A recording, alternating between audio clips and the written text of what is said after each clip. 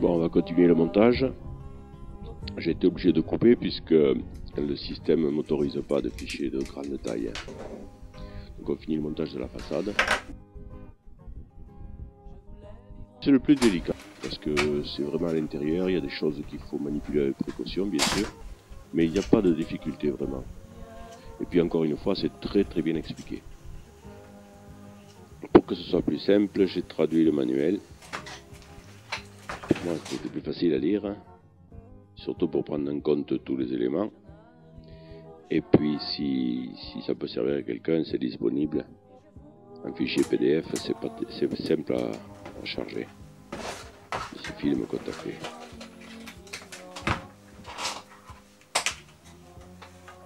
Ah, je vais mettre le bracelet. C'est pas prudent, paraît-il. Alors. On finit de monter les cartes intérieures. On a plusieurs petites cartes. On a le synthétiseur. Mais auparavant, il faut faire quelques tests. Ouf.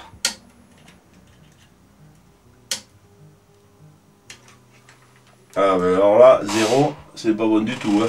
Ah pardon, je me trompe. Je me trompe. Je n'ai pas mesuré là où il faut. J'ai mesuré à côté.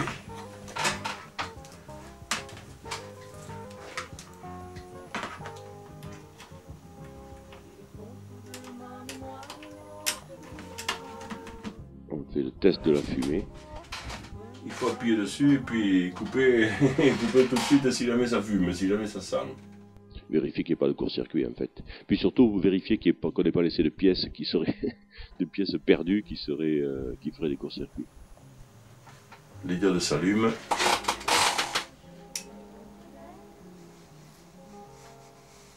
Et ça marche aussi. Le smoke test comme ils disent.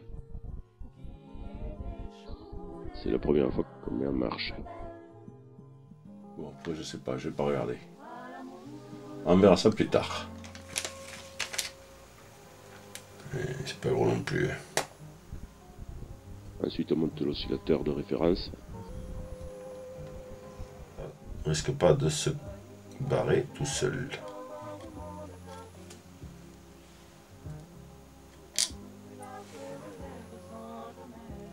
Voilà. Nous y voilà. Serrer donc la vis à l'intérieur de cette espèce de tube qui est serti sur le panneau jusqu'à ce que la rondelle soit écrasée. Ensuite on monte le synthétiseur.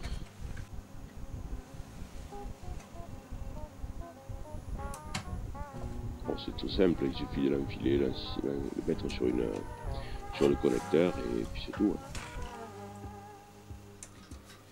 Ensuite on monte le haut-parleur. Alors là on commence à voir la fin du montage. Le haut-parleur est sur la face supérieure, donc il est bien positionné pour l'audio.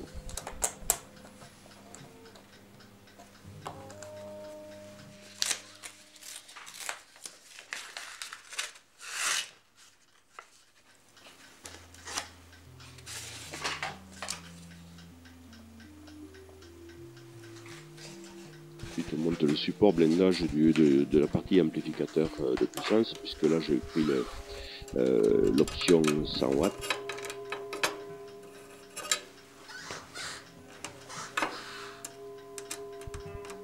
Ensuite il ne reste plus qu'à refermer avant de démarrer et puis de faire les réglages, la calibration. Là aussi c'est très simple, la plupart des tests d'étalonnage, de calibration sont réalisés via le logiciel.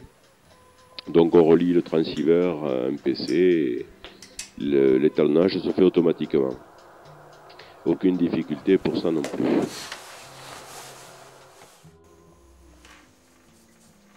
Les tests se font en automatique. Il balaye les fréquences, puis il règle sa partie amplificateur. Là, en l'occurrence, on n'est que sur la partie low power, c'est-à-dire 0 à 10 watts.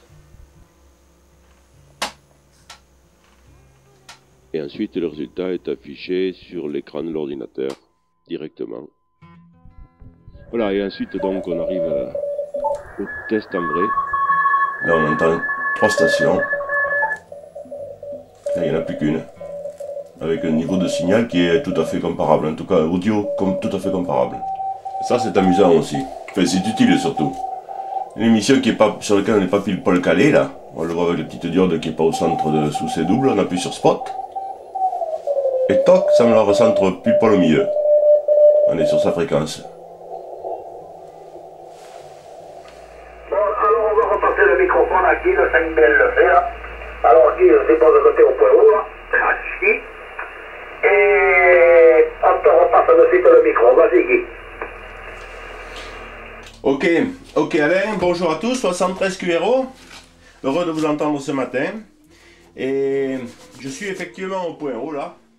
Je suis effectivement sous la cabane et puis c'est le premier QSO avec mon nouveau téléphone.